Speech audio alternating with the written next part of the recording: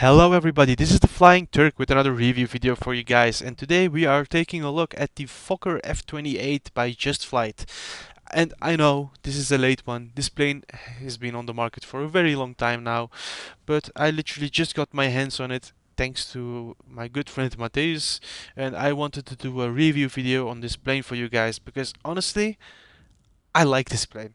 I wanted to get it for a long time, but I had to wait, and I was like, no, other planes are releasing, just leave it. But I'm very happy I got this plane. This is a very good addition to the sim. I love Just Flight's products. They're always study level and always, you know, raising the bar and giving us new things and things we actually don't need in the sim but adds to the immersion. I've got to say, I love Just Flight and their products, always good things, never disappointing. And today we're in the 4000 variant. If you get this plane you get 1, 2, 3 and 4000 variants. This is the earlier model of the F28s, or at least of this series, because we also have the F100 series which comes after this, but this is where it started, and I chose the NLM City Hopper livery.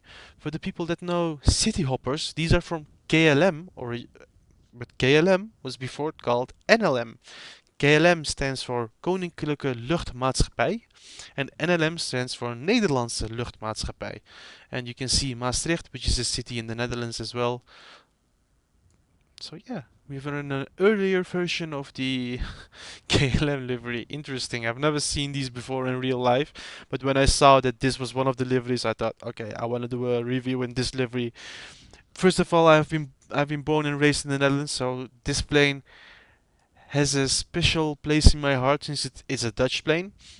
And besides that, we're at Fly Tampa's Amsterdam Schiphol Airport scenery, which is insane. It adds so much realism to this airport. I got the premium deluxe version of the sim. The, the premium deluxe version of Amsterdam Schiphol was also beautiful as well, but this scenery just improves it by 10 times. It adds the bridges that go over the highway, the terminal buildings look realistic. The hotels over here, the parking area, even this building, everything looks a lot more realistic in this version. It's a little bit heavy on performance. You can see it with my frames as well, but we're still attempting to do this livery, this plane review over here, guys. But anyways, before we jump into the review and talk more about the plane and what we have in front of us, let's talk about the history of the plane. The Fokker F28 Fellowship is a twin-engined short-range jet airliner designed and built by Dutch aircraft manufacturer Fokker. Following the Fokker F27 Friendship, an early commercially successful turboprop-powered regional airliner, Fokker decided to embark on developing a new turbojet-powered commuter aircraft that would build upon its experiences with the F27. During the design phase, a high level of attention was paid to market research and operator concerns. Amongst the other changes made, the prospective jet airliner was increased in size, changed its maximum seating capacity from 50 to 65 passengers during April 1962. Fokker announced the formal launch of the F-28 Fellowship. It's an old plane, guys. 1962, like it's literally 15 years after the war or something like that, which is very fast to create a jetliner. You know, it's around the same time that Boeing released 707, I suppose, if I'm correctly. It should be 1959, so in that same era. And I gotta say, I love the Fokker F28. This is a beautiful plane. Like, if you look at it, if the engines would not be placed here, if they would be under the wings, it would practically be a modern jetliner.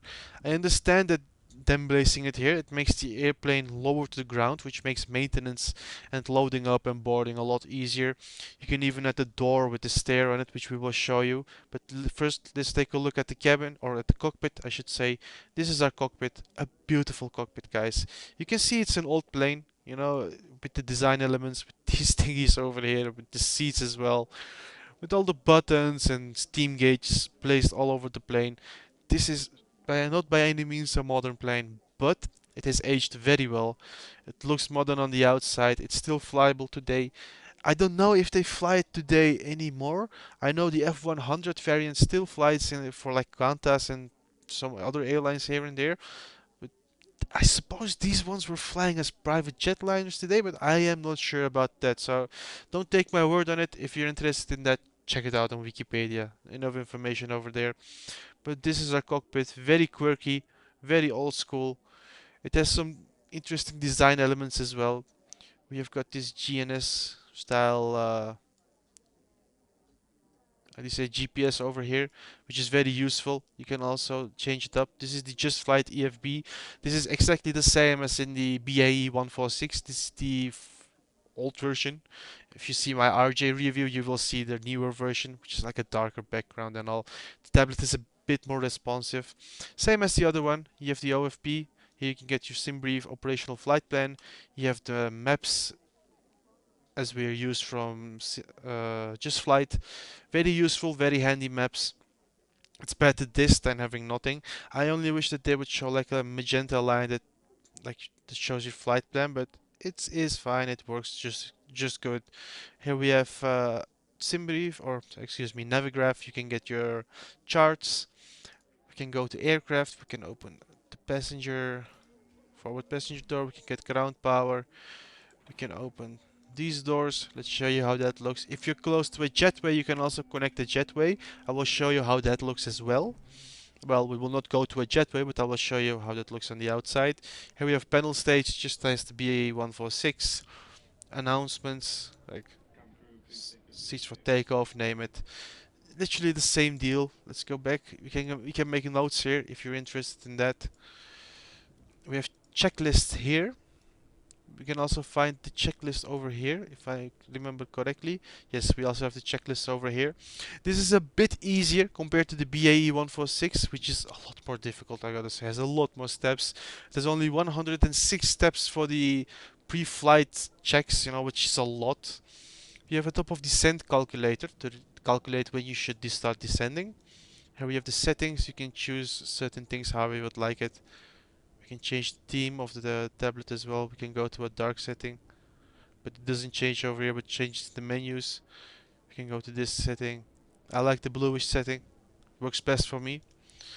But let's go back here. Let's go outside. You can see that door has opened up with the railings. This would be like if you're at ground level, you don't have a jetway. And we can get to the jetway configuration as well, which moves that part up, which moves these railings down as well, and which extends the plate over here so that passengers can step on this and then step onto the jetway instead of, well, having to jump over it. Let's close that back up. Let's close those doors back up and show you how that looks. So I love this animation. And we can see this door closing up as well. Very good animations by JustFlight. Nothing to complain about these. And you can see the handle moving on up and down as well. Let's do it one more time. Yeah, this is the handle. Look, pop, it moves up. Here we have the cargo doors that have been opened, or the underbelly doors. Here they would load up the planes. Very small holes though, I gotta say. Like a person would just fit inside, and then they have to place the bags inside, So it's gonna be a tight crawl, but should be possible. Interesting. This plane comes with the hush kits, as you can see. We could also remove those. Let's close these doors up before we do that. If you go to the settings tab, you can have some options here. You can sync altimeters, TCAS, name it, state saving, pilot callouts, logo lights. Not, this is an optional thing. Not all planes did have it, but I like to have it. Hush kit. There we go. Look, these have been removed now. Now we can see the bare engines. Reminds me a lot of the 727 somehow with the engines look, with these rounded bellies and these straight tops.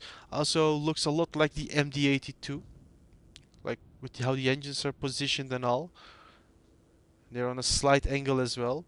Reminds me a lot of the MD-82, and if you're curious, these are Rolls-Royce engines, so very high quality. Let's put the hush kits back on because I love this look on this plane with the hush kits. It just looks beautiful. Still produces around the same decibel values, but the thing is, it doesn't bounce as much on the ground. It deflects it from the ground, so that's that. You can get HF aerials as well if you're into this look. You can get these cables up and running up and down. I don't know what these are.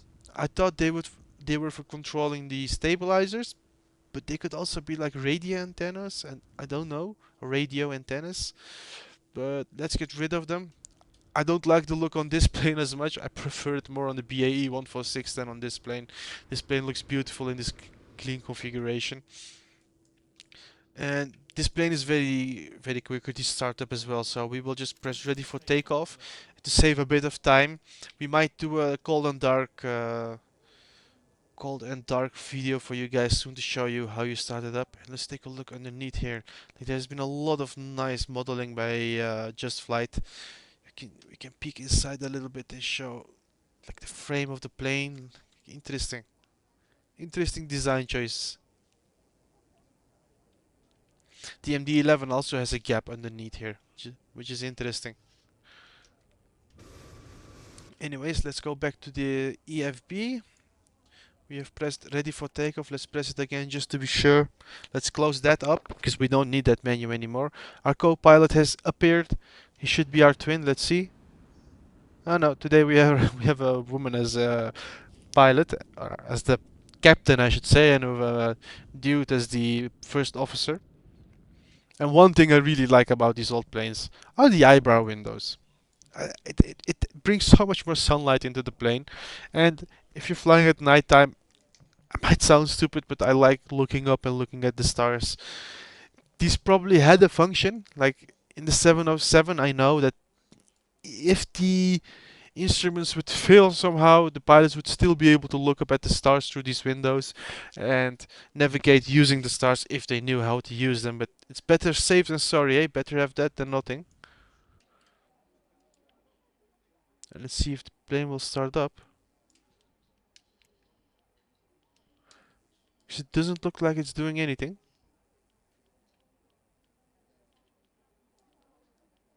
Nope, it's not doing anything. Let's quickly go back to aircraft. The phone.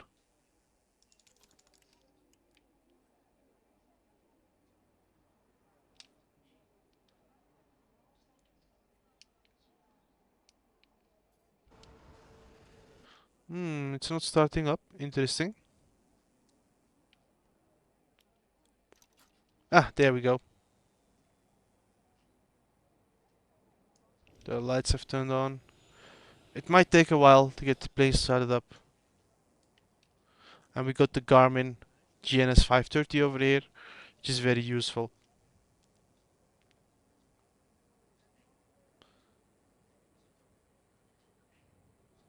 What's happening over here? Fuel flow, yeah. Right engine should start up. PSI is rising up. That's nice. I will turn up game volume for you guys so you can hear the engine start up. I'll be back in just a moment. Enjoy the engine sounds.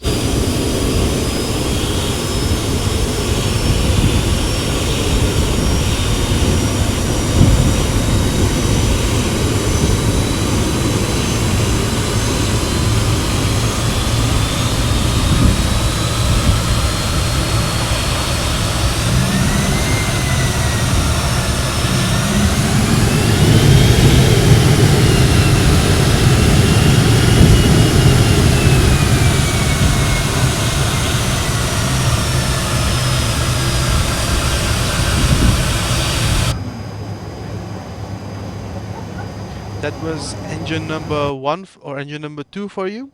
Now we're still on the ground and we have chokes on, and while engine number one is turning on as well, I will put up game volume again and I will give you full throttle on the ground so you can hear how that sounds. Give me a brief moment.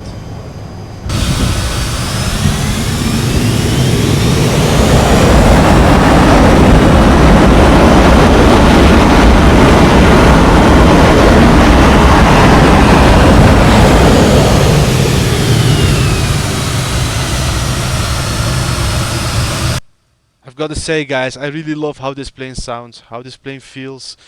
Also, the cockpit feel, like the windows. I don't know what it is with this plane, but it's just so good. It works perfectly. For an old Dutch airliner, you know, like I've never expected to say this, but it's very good, guys. Autopilot is a bit weird, gotta say. I've tried it once, but it's very weird. Generally, I fly this manually since I have to learn this as well. After I've learned the autopilot systems, I will try to do some more flights with it and do some live streams with it as well. I hope they will make it work in Microsoft Flight Simulator 2024 as well, because I would really love to see this plane in that sim. Since we have already started up engines and we cannot do pushback and we don't have reverse, so we'll have to turn to the left and turn to the runway. And by the way, this is what I was saying about flight temp as Amsterdam Schiphol Airport. They even added the, I don't know, it's a viaduct, I think. I don't know how they call it, but it's like a tunnel going from there to here, which connects the highway underneath these bridges where the planes can literally cross over. We will cross over here as well, then go to the right and take off from runway. I forgot the number. It's, other side is 27, but anyways, that's where we are headed. We can give her some more throttle at this point, like we've already turned. This plane has a very tight turning radius, as you can see. Very tight. Not a lot of planes that can do this, especially jetliners. Like for example the MD-82. Wow, that plane is extremely long. Don't expect it to turn like this. It's a small plane, this one, so it has the potential to do it. Let's take a look at the right, take a look at the left.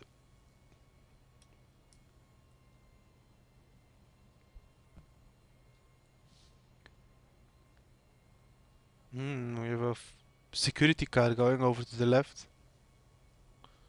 Right is clear, left is clear. Another say, not hard to taxi as well. Very smooth experience. Feels very good to taxi this plane. I would really love to take it out on live streams to fly to like interesting airports. And since this hasn't reverse thrust, it's a bit of an interesting plane to operate. Let's show you the spoilers. Just like the BAE 146, these open up the side. There are also spoilers on the wings, which I have not figured out how to open yet. They should open up on the ground, but maybe we have to arm them, one or the other. Let's show you full flaps. This has a lot of, well, same as the BAE 146, like 4 or 5 flap settings which we can select from. Let's start deploying them and show you how that looks. Let's say flaps also look very beautiful on the Fokker F28 Fellowship. And for the people that are curious about what the real big difference is from, oops, a bit too late. What the real big difference is from the 1, 2, 3, and 4000. It's generally the passengers, amount of passengers that can enter the plane, and the wing size. Generally, it's the same plane. Cockpit is exactly the same. Nothing changes over there. It's just the size and the amount of passengers, and the length of the wing. Like the 4000 has longer wings, if I remember correctly.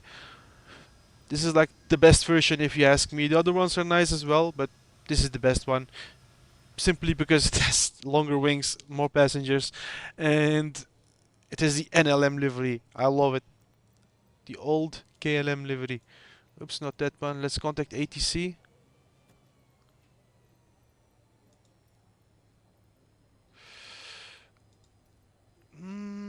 You know what? We're gonna skip ATC for now. Let's just go for it.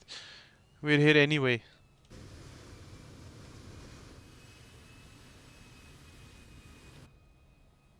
I hope there is no one on the runway on the other side.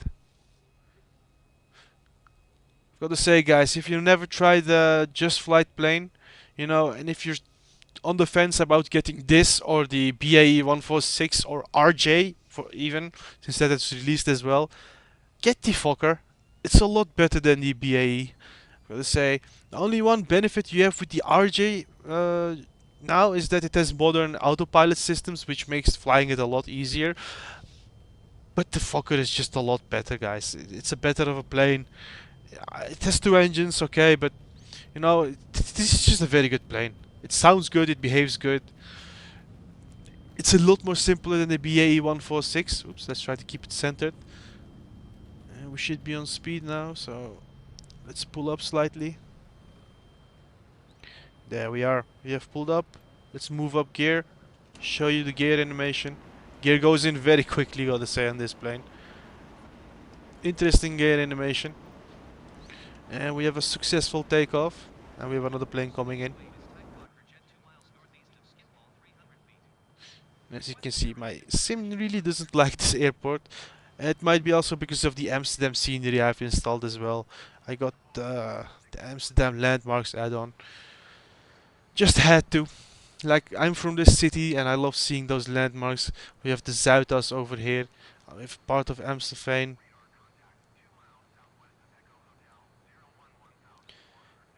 Like, this is like the rich neighborhood of Amsterdam. Like, here all the business is being done, all the negotiations are being done. Let's take a quick look back. Okay. This plane is very nimble, like a little bit of movement and it just flips, as you can see. So you gotta keep that in mind. It's very agile as well. Nimble and agile. Let's give her full, let's full pull back. We're putting a lot of G's on the aircraft, but I want to land it as quickly as I can. I'm not doing a proper traffic pattern by any means with this one, but I just wanted to show you how it feels like to take this plane off. Very nice, very smooth. I like this plane for what it is, guys, and I know for a fact that you guys will like it as well. Like, Kazuar Air told me, like, the air, it's nice to hand fly, and he was completely right about that. It's very nice to hand fly this plane. Only big gripe I have with it is like the autopilot systems, which are a bit difficult to understand. It's really quirky, but if you get the hang of it, you can really have some fun with this plane. I wouldn't recommend any long haul flights. You can't even do long haul flights. I think the max distance this plane goes is 1,300 nautical miles, which is practically nothing. You don't have reverse thrust, so a lot of airports become inaccessible as well. Uh, Especially in the beginning, if you're learning to fly this plane, it's not the easiest one to land as well, but it's a lot closer to like a 737 or a 727. Even the MD-82, like, it's close to an MD-82. Can't deny that fact as well, with how it feels to land. If you have the Leonardo Mad Dog, you know, MD-82, gotta say you will feel somewhat at home in this plane with how it behaves, with how it how the throttle works and name it, how the plane responds to certain inputs. That one is a lot heavier of a plane compared to this one though, so you will feel the difference as well. But with general how you land and all, that's practically the same, very similar. Okay, let's go for this quick approach on runway 27. We're a bit too high. Let's aim her down. Now we're too low. No, we're still too high. My bad. Now we're gonna smash it into the ground, it looks like. Let's see. Oops. Oops, yeah, we smashed it into the ground. And a bounce. Not my best landing, guys. Yeah, no clue how I deploy those spoilers though. Maybe I need to arm them somewhere. Let's take a quick look at this. Ah, we need to arm them, then they deploy. There we go. Yeah, this look just looks beautiful, guys. Can't deny it. With all these big ones and these smaller ones popping up, it's a very interesting plane. Like I said, you will definitely enjoy it if you like flying the MD-82 or even 737s by, say it like that, or the 727 by FSS. Interesting plane, definitely a lot of fun. Not the easiest one either. It's JustFlight. They're known for bringing out intricate planes, you know, study level planes that require some skill and require some understanding. You will be able to learn this plane though. It's not impossible to learn. Like BAE 146 start procedure, dang it, that one is extensive, guys. It will take you a while to understand that plane. It's not like a 737 straightforward by any means. But everything is possible. If there is a will, there is a way. Guys, I'm not gonna make this a long one. In short, I recommend this plane. You will have a lot of fun. But keep in mind that it's an old school plane. Don't expect crazy performance from it. Don't expect like crazy long haul flights with it as well. You will have a lot of fun with it. Manual flying is extremely nice. It's challenging, but it's not impossible. Uh, just get it. Just get it and enjoy it. You won't regret it. And if it's this one or the BAE 146, definitely this one over the BAE 146. Okay, guys, thanks for watching this short review. Well, short, it has become a little bit longer than I expected, but thanks for watching the review. If you're new to the channel, make sure to like, comment, and subscribe. Support me on this YouTube journey. And let me know in the comment sections down below if you will get this plane or if you will skip on it and wait for another one for, let's say, the F100 that's gonna release by JustFlight soon. Guys, take care, enjoy, and see you in the next one. Flying Turk out.